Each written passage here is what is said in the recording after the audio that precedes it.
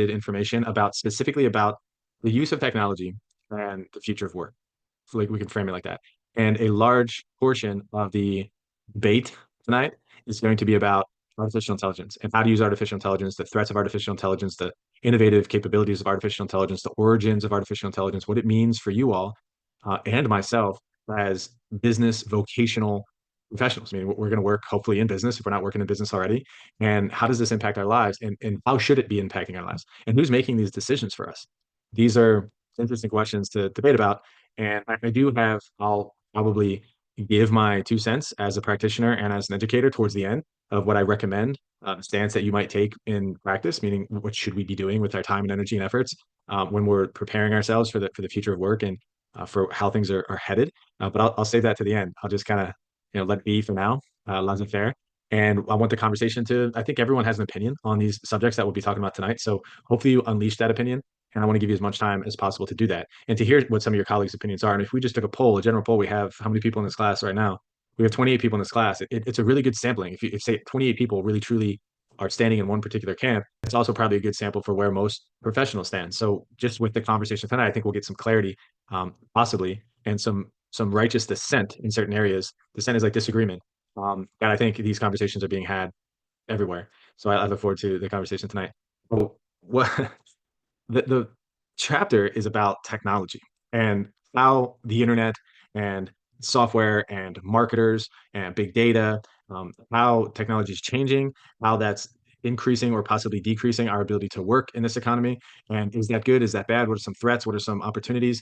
This particular presentation is mostly going to be about artificial intelligence, but as I'm sure you can tell, technology and artificial intelligence are somewhat they're somewhat the same. And just so you know, technology is essentially science applied. So all technology can be defined as there's some scientific breakthrough, whether it's the the the smoke engine or what is this thing called, the steam engine. That's a form of technology that somebody scientifically created this way of getting from one place to another that is more efficient. And then when it's applied, obviously then that becomes innovation. It becomes something different. Technology can be as simple as, the internet is a form of globalized technology. It can be as simple as thinking differently. So when we created the LLC concept in like the 1860s, LLC is a limited liability corporation. Previously in England, there was like a monarch, and you had to go to the monarch and ask for permission to like venture to a new world. So the monarch would then issue you some sort of permission to take on this new venture, and then you would be able to get funded for that expedition, and that expedition would take place. But the monarch would have to bless it. And when the LLC was invented, there was no need to go to the higher power, to the monarch, and say, "Hey, I want your permission to gather resources and to raise money and to go on this venture." The LLC kind of took that away, and that was a major technological revolution in how people approached operating in the world. And we're just used to that now, but previously other people weren't used to that.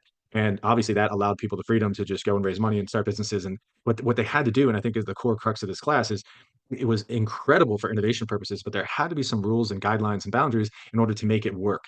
For instance, like is the LLC a separate person? And sort of yes, can the LLC vote? Is that can an LLC vote? No, but obviously these were some profound questions back then. If people would be asking these things and they'd have debates about it, and eventually they would come to some sort of decision. And these debates are happening right now with artificial intelligence. It's extremely, I would say, because I'm more of a capitalist mindset and I'm an innovator and entrepreneur, I think this is an incredible time, an opportunistic time to be a student and an opportunistic time to be learning about subjects like this. So artificial intelligence, AI, is no longer a tool of tomorrow. You all know this. You're probably using it either right now or you use it for your project, you use it for your case study, which is completely fine. This is just a part of our daily lives. 4 years ago, 3 years ago, when it first came out, it was new. Now it's almost something that I use just like I Google stuff. I use AI. This is AI helped me put together this presentation. It's reshaping industries, redefining professions, and reframing human identity. Is it reframing a human identity? From AI generated art and marketing campaigns to diagnostic algorithms in hospitals, the debate is no longer if AI will change the world, but how and at what cost it will change the world.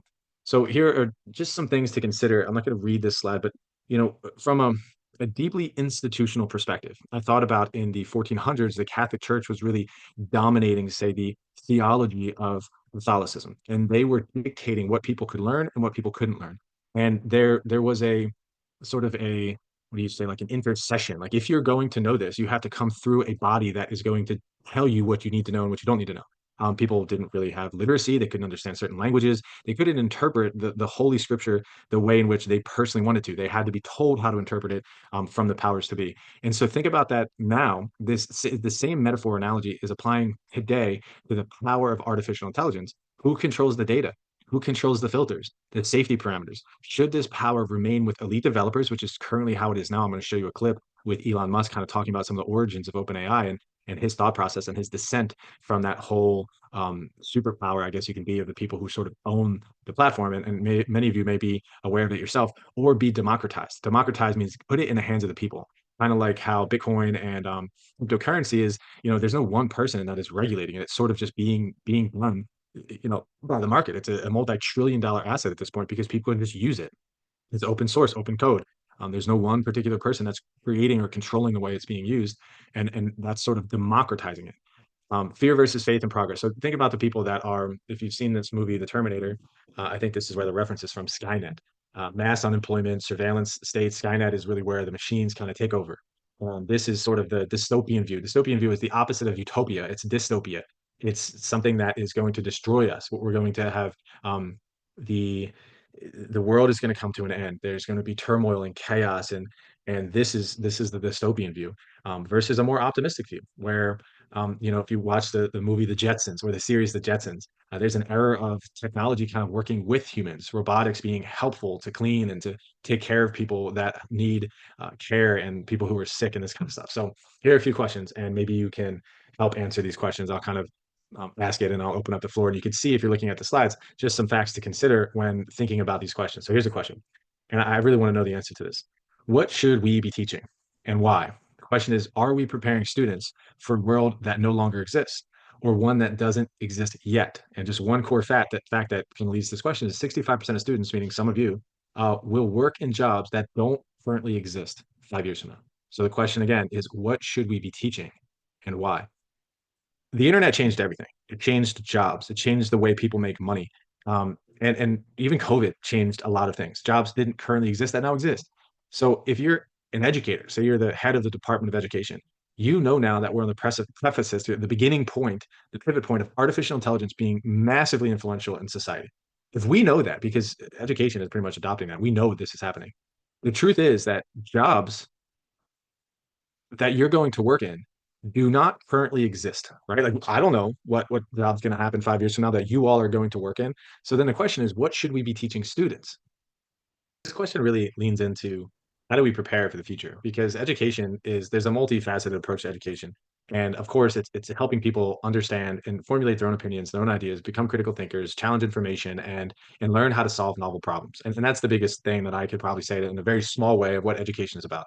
And being able to solve novel problems allows you to be a competitive advantage, have a unique competitive advantage as a worker within any industry, no matter what technology happens. What I learned in college, the reality is memorization of the stuff I learned in college. It may have helped me get through college, but the ability to adapt and to utilize things that I found utility in, meaning these things are helping me do my work, they're helping me do my job, they're bringing in new business, they're helping me become a better communicator, they're helping me organize my calendar. Those are the things that mattered most when it came to executing for performance objectives within any position I'm in. So why did I choose to adopt the use of, say, ChatGPT when it first came out? I thought it was absolutely amazing. I baked it into a lot of things I did. And the book that I published a year ago, I used a form of my voice being duplicated through the voice model replicator, and I paid a good amount of money for it. I paid maybe $1,000, and it helped me make the audiobook with my voice that I own for my book. And I sold maybe 200 copies of it. And how long did it take me to create this audiobook? Well, it would have cost me about $10,000, maybe a little bit more, with a lot of work and working with a voice editor and a person. And I'd have to go back and forth, and it would have taken 3 months, and it took me maybe about 4 weeks, and it took me $1,000. And so that this is an example of what I'm trying to say is, if I was unwilling to adopt that, maybe you could say what you want about it, but I may have never actually produced the audiobook. So I was able to produce and ship something out the door because of my willingness to adopt this technology. So again, it's back into, what should we be teaching people in school? Should we be teaching people how to do things like I just explained? Like, how do you create, it's called 11 Labs, by the way. How do you use 11 Labs to create audiobooks for your personal podcast or for your personal initiatives? And all right, so next question. Who gets left behind in a digital world? And this question is to show you, or to demonstrate, that a lot of people currently right now do not have access to the internet. And when 2020 came about and COVID hit and everybody started working from home, technically, some people couldn't work and they were further disconnected from the ability to use technology. And so can innovation be truly ethical if it widens the gap between the connected and the disconnected? That's the question. What do you think? Well said. And I think that that's kind of where we're getting at too. If technology can be helpful, is it really being helpful for the people who don't have access to it? And the fact is that a lot of people do not have access to, say, Chat GPT or the internet or fast cell phone service or Wi-Fi. And that goes back to our first question is what should we be teaching and why? I mean, how are we preparing people for that Sam's Club example that you just said? And then if they're not prepared, are we then leaving people behind? It's a good point. I called a pizza restaurant. This was probably 2 years ago. And I said, I'd like to order a pizza. And she goes, well, can you can you order it online? I'm like, what do you mean order it online? I'm talking to you right now. He's like, well, we don't take over the phone orders. I'm like, what do you mean? I'm on a pizza store. I'd like to order a pizza. And she's like, I'm sorry, sir. You're gonna have to order it on Uber Eats. And I was like, oh my gosh, and this is a big change for me. And I don't think I've called a restaurant to order a pizza since. Yeah. And we'll move into this conversation about efficiency and effectiveness within businesses. But really, it's being kind of mandated from the business, from the people delivering the products and services, that they have to know how to use this technology. And if somebody is over the age of, say, 80 and just doesn't use it, and maybe doesn't have the app, and they want to go into the bank and deposit a check, fairly obviously right now that's still possible. Most of us have online banking where we can scan a check and deposit into our account. And I think that's great. But then the question is like 5, 10 years from now, is that efficient? Should we have tellers in the bank depositing checks for people? Will that even be an option? Will certain banks no longer accept that? And if so, is that good or bad? And so we're sort of forcing people to adapt maybe quicker than they want to for efficiency and effectiveness purposes. So, anyways, fascinating. Okay, next question. Can we own an idea that wasn't created by a human? So the question is, if AI can generate original songs, stories, and art, who owns the output? This is a fundamentally crazy question because, gosh, if that's the truth, then we're essentially creating giants are going to walk the earth again. They'll be the most power ever is going to be in the hands of the people that are creating and controlling these artificial intelligence things. If that's the answer, you go into AI right now and you say, "Give me an idea to start a business in the city," and you gave it some information, and it gave you a great idea and it even wrote a business plan for you, and you executed on it. Is that your business idea or is that AI's business idea? Yes, we understand. We understand. And so just to kind of use a real life example, I put my name on this presentation and putting my name on this presentation, I told you that I used artificial intelligence to help me create this presentation. So if I was to publish this presentation online and charge people $5 for everyone who wants to download it, then the question is, do I owe a dividend to some AI bot or is this mine? So it's a tough one to answer and it's one to think through. Any other comments on that one?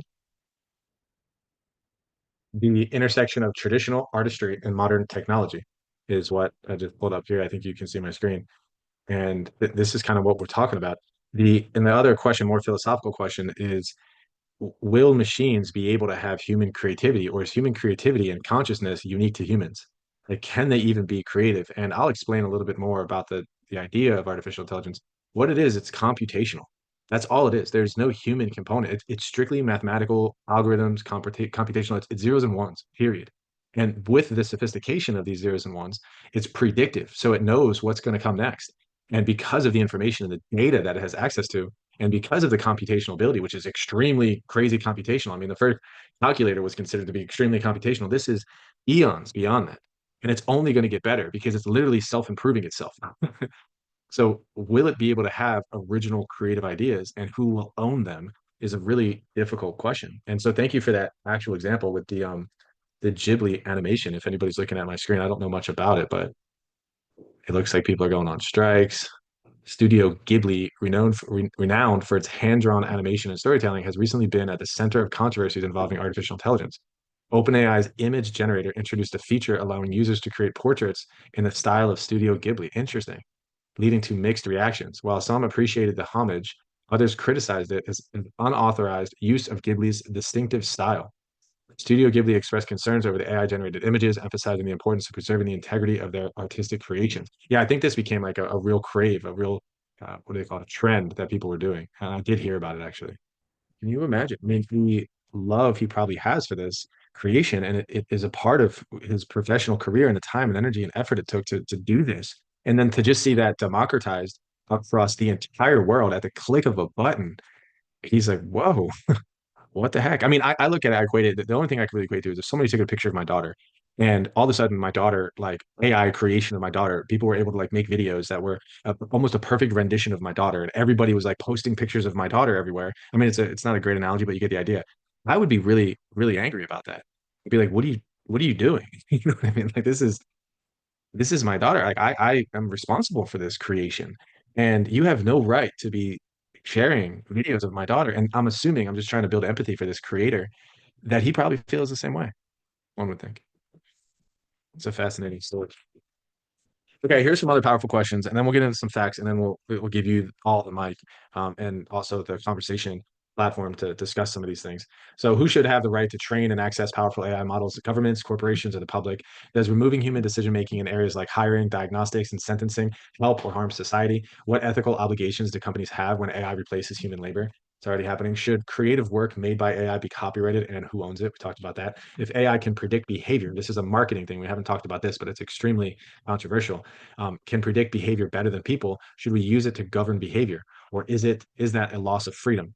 So what it's trying to say is, in really sophisticated doctorate degree, PhD level behavioral scientists that are teaming up with marketing, big data people, they can actually learn how to train people through behavioral conditioning to purchase their products. I mean, it's unbelievable if they have access to data and they understand your purchase habits. If you have like an Amazon store and you're keeping things in your Amazon store, like you put it in your shopping cart, but you're not quite like you haven't bought it yet, they will get you to buy it somehow because of the research that they're capable of doing. And by putting certain things in front of you, they're leading you towards a progression to have much more higher intention and probability of purchasing those things. So the key tensions in the ethical domain is around data privacy, job displacement, decision-making authority, biases and inclusion, and creative ownership.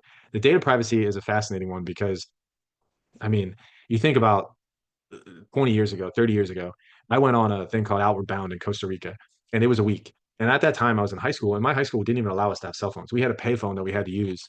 You know, we can use it from the hours of 6 p.m. to 10 p.m. at night, and that's it. And every once in a while, I'd use the phone. And yeah, I had internet on my laptop, but we'd use it every once in a while. But the point is, I was not connected in this area, and people couldn't track me. They didn't have any video cameras anywhere in this facility, and it was in Connecticut in the middle of the mountains. And even so, I still go down to the Keys and in Ocean Reef Club. This is where our business was based for a long time. They had no surveillance down there when I was young. You could do stuff and I would say get away with things. I shouldn't say that, but there's certain things you could have done, and there was people weren't watching you. The eye in the sky. Now cameras are everywhere. Look at people's homes. Everything is being recorded and surveillance and the Ring doorbell. And so this is happening in mass, and that stuff's being uploaded to the internet. Think about the power of that. Predictive analytics for public good, and of course the job displacement category we'll talk about. Okay, so here are the things that I want you to know about what is artificial intelligence. And it's important when we talk about these conversations that we know what the heck we're talking about.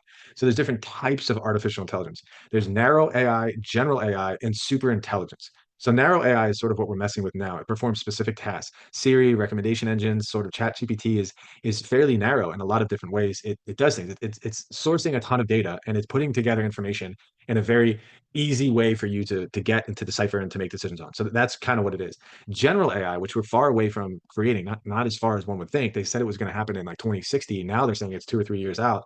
So general AI, and this is what people are most scared of, is human-like cognitive thinking. So this is ways where they can be empathetic and sympathetic. They can have, I want to say have a conscience, but maybe they know the difference between right and wrong.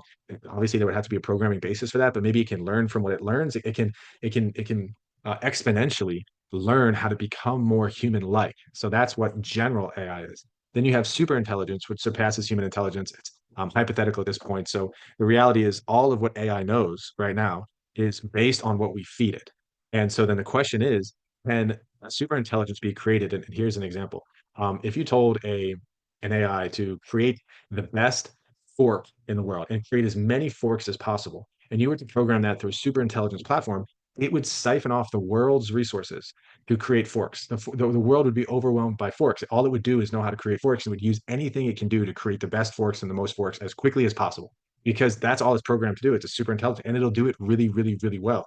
And it'll go beyond anything humans would ever be capable of understanding. So that's just an example of something to consider of what are the capabilities of systems like superintelligence and how vast and what kind of boundaries are currently in place. And these are massive debates that are happening right now.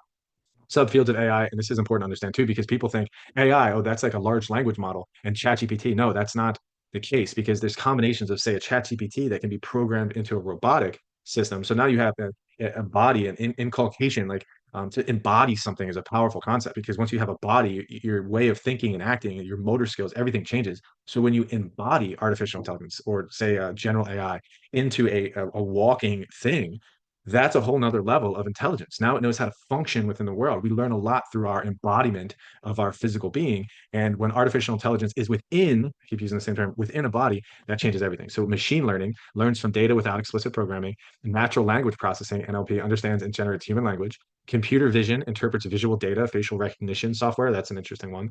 Robotics, physical systems performing tasks may use AI. We just talked about that. Expert systems encodes domain expertise into decision rules. So these are different kinds of AI that eventually could very well manifest themselves into one powerful super intelligence. All of these things can be combined, and obviously they're working on synergies of combining these things, and they're already kind of doing it. Generative AI and large language models, LLMs, which is really ChatGPT. You guys know this one, Claude, that's out there? Has anybody seen it? Apparently, it's a popular one, so I should have trademarked my name. I would be very wealthy right now, but apparently, I don't know if that's possible. Or maybe I can sue them. Maybe all of Claude's ideas are actually my ideas. Who knows? And then Bard is another one. I think Google owns that one. So trained on large text data sets to generate coherent text. That's what ChatGPT is. Other generative models, text to image. Obviously, we have the Midjourney and the Dolly, and I think ChatGPT is baked in, or I know ChatGPT is baked in a lot of those. So they're again combining, back to this slide, they're combining these things into one, which is very powerful. Text to music, jukebox is an example of that one. And the concerns are deepfakes, misinformation, plagiarism, copyright infringement. And these are basic concerns. These are very surface level concerns. And these things are happening all the time. And it happens so rapidly, which is so fascinating. It's like, well, what can we use? What can't we use? And all of a sudden people just start using it. And so we almost have to make the rules after people have already rampantly broken all the rules. And so that's what innovation is. It's move fast and break stuff and see what happens. And innovation is really happening, as you can see, the origins and evolution of AI over time. Alan Turing, if you've seen this movie, it's about Alan Turing. It's about how this, I can't think of the name of the movie, but he created this engineering phenomenon that helped him communicate or learn how to listen to the enemy's communication. It's called like the Turing machine or something like that. And it was a technological revolution, and it helped us win Is it certain Oppenheimer? strategic. Yeah, no, not Oppenheimer. Um, it's not that. Let me see if I can find the name of it, because it was a fascinating movie. Um,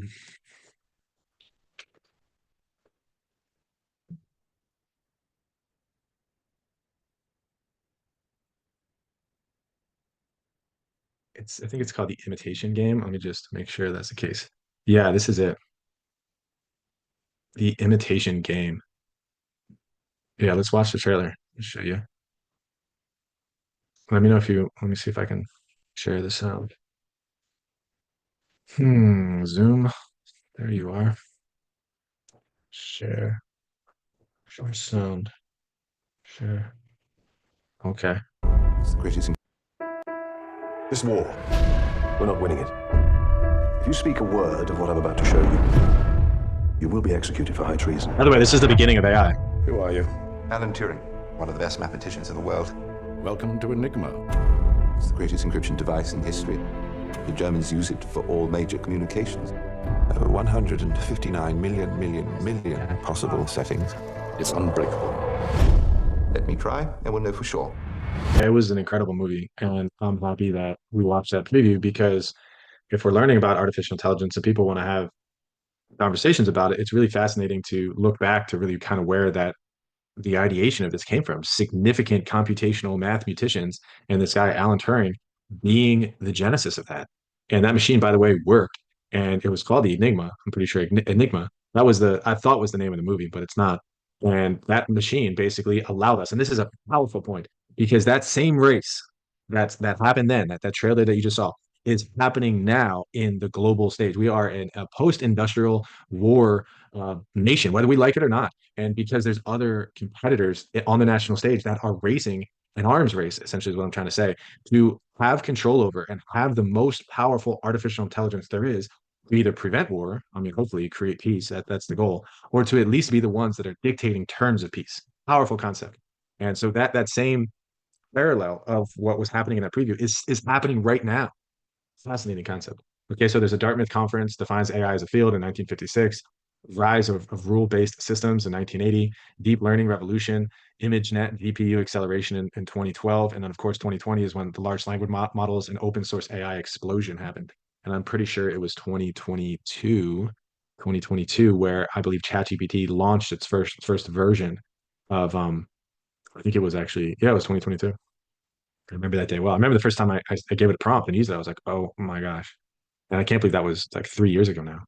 So current applications of AI, healthcare, marketing, finance, education, government, logistics. I want to say one thing about healthcare. My wife works in healthcare, and it is a very powerful argument to invest money and to understand why artificial intelligence can help in the healthcare industry because it can really save lives and it can change the way that doctors deliver services. There's tons of deaths due to malpractice, number one, but also due to misdiagnosis. And doctors really, most of diagnosis, the process happens through the use of artificial intelligence systems. We feed it data about the patient, which is proprietary data according to HIPAA rules. But that data is so important to create a diagnosis and a treatment plan.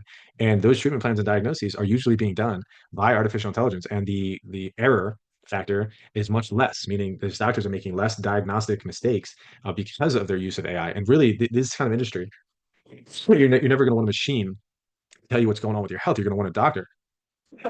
But what a doctor is really doing is just mediating that conversation between patient and the person who is receiving the diagnosis. And it really, to me, in healthcare, it's a super fascinating study. And if we're talking about opportunities and preparing people for the future, the healthcare industry is an amazing industry for good, smart business people to be involved in this kind of conversation. Marketing as well. Robotics builds and programs machines that interact physically with the world. AI gives machines the ability to make decisions. Ooh. AI-powered robotics combine both drones, autonomous vehicles together. This defining AI versus, sorry, robotics versus AI. Key distinction: not all AI is robotic, and not all robots are intelligent. We all know that. Ethical concerns in AI: bias and algorithmic discrimination, privacy invasion via surveillance. We talked about these already. Job displacement and workforce inequality. All right, so here's the debate. Now it's your turn to talk as a group and to formulate. And when I say formulate, like I really want you, like I said in the beginning of the class, what does it mean to go to college? What does it mean to learn? Think through these concepts and say to yourself, like, what does the future look like if we go down this path? And then, of course, can we even stop it at this point? This roller coaster ride that we're on. Before we get into this, I just want to share this quick video because I think it's a fascinating one about artificial intelligence, and it's 10 minutes long. And it's just a clip from an interview with Jordan Peterson where Elon Musk and Jordan Peterson has a large following. Lots of people watch this clip. And Elon Musk kind of tells the origin story about OpenAI, which is an incredibly powerful platform. So let's just watch it and then we'll go to the questions and the debate. Man, the other perspective just for a minute, because this is the dilemma here is should advanced AI models be open sourced? And so, in order to steelman that argument and counter what Elon was describing, is that we have a large level of institutional trust in, say, Google because of what they created and how they help our life. You don't have to say that or not, but OpenAI in the hands of a company, a legitimate company like Google, that is incentivized for profit maximization, will create the most efficient, most effective way to deploy artificial intelligence. And it will certainly allow the economy to grow and prosper and change. And because it's controlled by shareholders and board members, there's not one particular person that is going to rule over it. But it is a corporation, and in so as like Elon said, that corporation will be incentivized to make profit, and it could, just like we talked about in this class, jeopardize some of the moral code in order to make sure it's most effective, most efficient. So do we trust, which is this is the argument, that trust in us because we know what's right, we know what's true, we know how to deploy this, we know about the technology. So therefore, it should be controlled by an institutional power as opposed to being controlled by everybody, where in that case, you can't track it. You don't know what's going to happen with it. It could be some rogue AI somewhere that's going to do something crazy. And you could find these little pockets of significant, let's say, criminal activity going on because you've opened it up and people are using it very unethically. So that in steelmanning an argument is making the other side as prominent as possible so that you can really have a logical debate about it. So that's the steelman of that side. of the argument. The second question we're going to talk about is, should AI replace humans in high skilled jobs? This is obviously a fundamental, interesting argument as well. And so evaluate efficiency versus empathy and societal impact. So just if we should have one institutional basically should advance AI models should be able to. So AI models should not be open sourced. They should be controlled by corporations. And currently that's sort of the way it's being done now. And that's good. That's fine. And the other argument of that same question is no, it should be open source. That's Elon's argument. It needs not be controlled by a corporation. It needs to be democratized to all sorts of people. And there shouldn't be one central power controlling it. So that's yes, it should be open source versus no, it should be not is question number one. And then question number two is going to be, should AI replace humans and high skilled jobs? And we'll talk about that in a minute. But here's what's going to happen. So yes, it should replace humans because it's more efficient, more effective. The companies can make more money. There'll be more jobs created elsewhere because innovation creates more jobs. Or versus, hey, how are we going to replace the humans? There should be some protection. There should be labor laws. There should be unions that combat this, kind of what they did up in the ship unions up in New York 6 months ago. They sort of said, we don't want robotics here. And we couldn't get any products in the country, and they actually got what they wanted. So that's an interesting like battle against robotics and artificial intelligence within some of these labors, these kinds of labor-oriented jobs. So you're going to be on one of these teams, either yes or no with open source AI, or yes or no, humans should be protected. AI should not take their jobs. And versus, yes, I believe that certain jobs should be gone because AI is more efficient. So two different arguments. You're going to be one on these two teams, either yes, the pro or con over here. So there's four teams. I wouldn't frame it like that. A lot of times when new innovation comes out, what happens is the super wealthy will have it, like the first phone that was ever out. Really wealthy people had it, and then eventually it becomes more democratized because it becomes cheaper and becomes more accessible. So yeah, I think maybe at first, even it's a legitimate concern, and it goes back into who gets left behind in a digital world. And when we're talking about operating on the fringe of artificial intelligence and pushing innovation, and that innovation now being able to change the way people live and their quality of life, typically the people who have more access to resources tend to benefit from that quality of life sooner. How long is that threshold? I don't know. That's a great question. I think it all depends on the ability for that innovation to be democratized to many people. So, but we do have to end. But that's a good point, Hortensia, and I think that goes back to again that first question that we asked. So, just a couple questions to leave you with. I hope you enjoyed it. I mean, I sensed a little bit of more of a monotone and less participation. Possibly that's a good thing because you're contemplating and thinking, and there's friction and frustration. Like what this might be new, and maybe you're being challenged with questions you've never been exposed to before. But these are the questions, the debates that these decisions are being made right now, and they will impact your life. So, standing up and having an opinion, developing an argument, and leading in this space is a very, very, say, I recommend it. And I'll go back to what's most important that we focus on, what skills. I believe that the reality of the future is going to be humans working alongside of artificial intelligence. I'm a humanist. I believe in humanity. I believe in people. I believe that we're uniquely designed and created. I believe that we have a purpose, and I believe that our purpose is to do good things. And I think that now AI is here using it as a tool, as a utilitarian, pragmatic tool to be better at whatever it is we're doing. If it's teaching, delivering theological messages, if it's being a babysitter or a mom or a dad, we can be better using these kinds of tools and using these kinds of technologies. So I think it would behoove me and all of us in this room if we choose to embrace it in a pragmatic way. Obviously, as a business teacher, I think it's an extremely effective and efficient tool to use in business, and I certainly use it myself often. So here's some questions. Can we balance innovation and ethics? Because innovation is really, really changing things. How can institutions protect against AI misuse? Are AI decisions as accountable as human ones? And who gets to shape the AI of tomorrow? These are some powerful questions to contemplate in your dreams and your conversations with your family tonight. I wish you all a beautiful night, and I will see you on Wednesday for the final exam review. God bless, and I'll see you guys soon.